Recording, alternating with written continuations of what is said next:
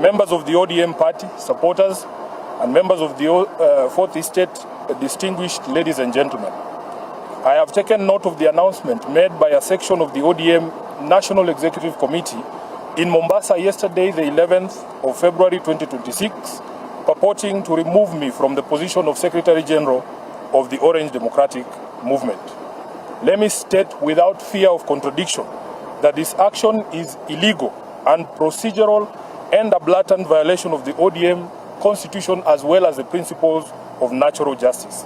At no time have I been informed of any allegations against me, be they of indiscipline, insubordination, or incompetence in the execution of my duties as the Secretary General.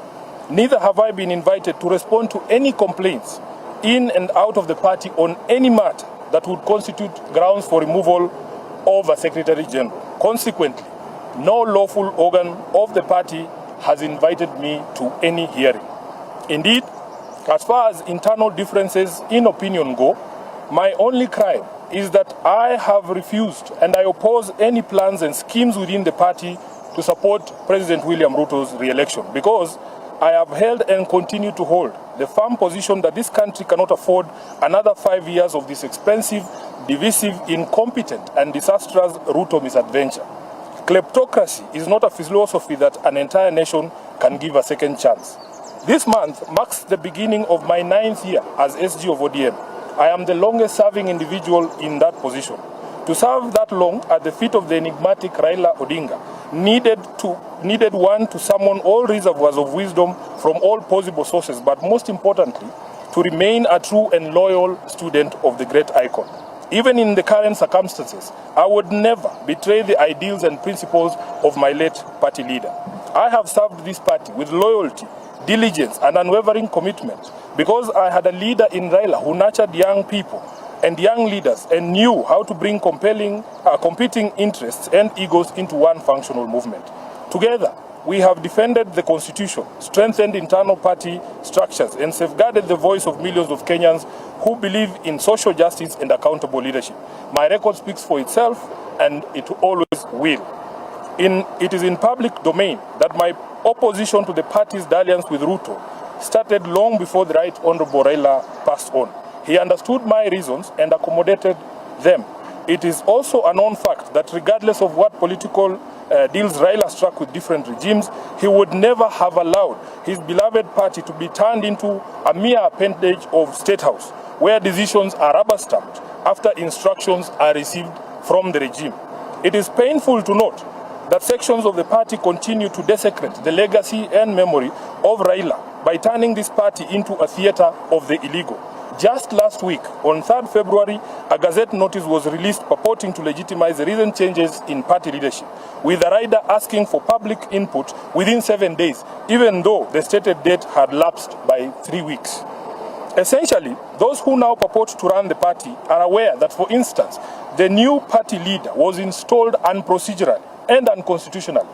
These shortcuts and illegal edicts reflect the bad manners that progressive institutions and individuals pick up as soon as they get cozy with William Ruto.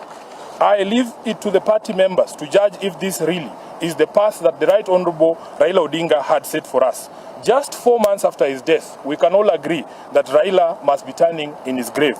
In recent times, many respected personalities within the movement have reached out to me and the rest of the leadership, seeking a middle ground of unity, at least until the National Delegates Convention is called.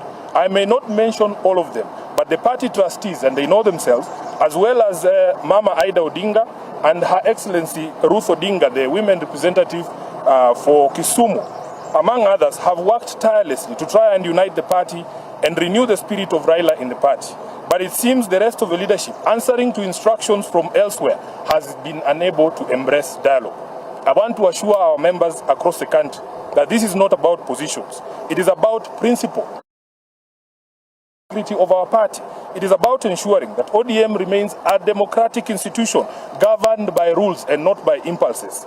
And whatever actions I take from here, obviously after wide consultations, I will do so with my head held high, knowing full well that I have never once let down my leader, the Right Honorable Raila Odinga, or the members of this party who are its backbone.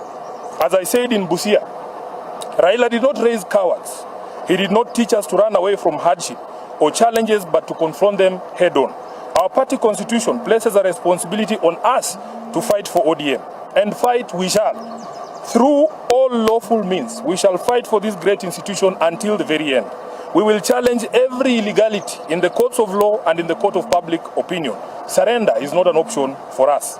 I urge our members to remain calm, steadfast, and committed to the ideals that brought us together. ODM is bigger than any individual, and it must remain anchored in justice, transparency, and respect for its own constitution.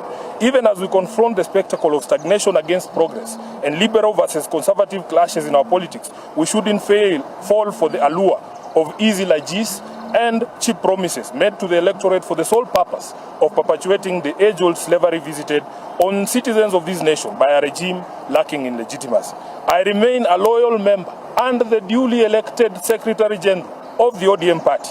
I remain committed to the struggle for a fair, just, and democratic Kenya. As I navigate this period, I ask for your prayers and goodwill, but most importantly, for all of you to remain vigilant in guarding the freedoms that Raila Odinga taught us never to compromise over.